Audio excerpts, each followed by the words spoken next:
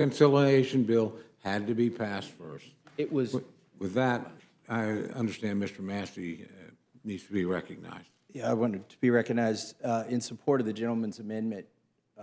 I think Section 15 is a mar on an otherwise really good rule that had set us on a path, maybe not the perfect regular order, but definitely getting us back in the direction of regular order that we were going to bring up 4 appropriations bills on their own with no riders. We've taken great care in all of the amendments that were allowed on these appropriations bills to try to follow some semblance of order where we don't let you legislate in your amendment, we don't let you increase the cost of the bill in your amendment, and your amendment has to be germane. Now, I'm not saying that H.R. 2 would not be germane to H.R. 4367, but it's definitely legislating. And I know it's not inserting H.R. 2 into H.R. 4367, but it's connecting them in a way that I have seen, maybe not this particular exact way, but I've seen it done in the last 11 years on both sides of the aisle. And I resent it as a member who represents 750,000 people. It takes, when we link together things like this, we take away our ability to represent our constituents on single-issue bills. We were going to bring up 12 single-issue bills. I've heard that in social media. I've heard it everywhere, and here we are attaching, effectively, a bill into a bill. It also, I don't know about the precedent for the institution, but for our side, it's a bad precedent to let a group or maybe just one person say, I will not vote for your rule until you stick my legislation on this appropriation. I think long-term, it's not good for our conference to let one person or any group of people do that to one of these 12 bills. And I regret that I am actually voting I'm going to vote with the other side on this amendment.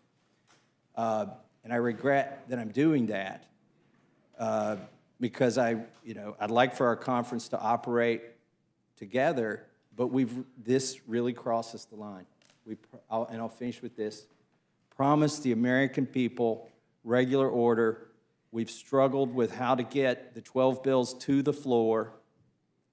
There's really no objection to H.R. 4367 on our side that we require this to get over those objections. So I think we should adopt the amendment from Mr. Neguse and strike this section from an otherwise maybe not perfect rule, but a really good rule that has hundreds of amendments, allows both sides of the aisle to participate. And this is, I hope Mr. Neguse will join me when the Senate tries to do this to us. This is the other reason I oppose linking legislation to appropriation. I'm concerned, and I'll say it here, that the Senate is going to try and attach a reauthorization of FISA 702 otherwise to some other bill and say you can't vote for one without voting for the other.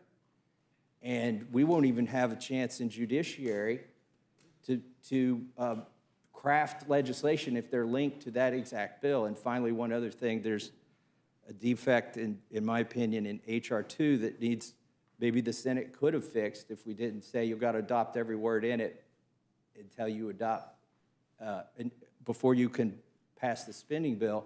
And that defect was E-Verify. And that got, I won't litigate that, but I'll just say there's value to having both chambers legislate.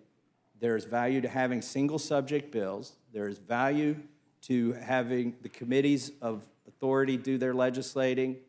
And there's great value in not making members of either chamber vote for one thing in order to vote for the other. And with that, I yield back.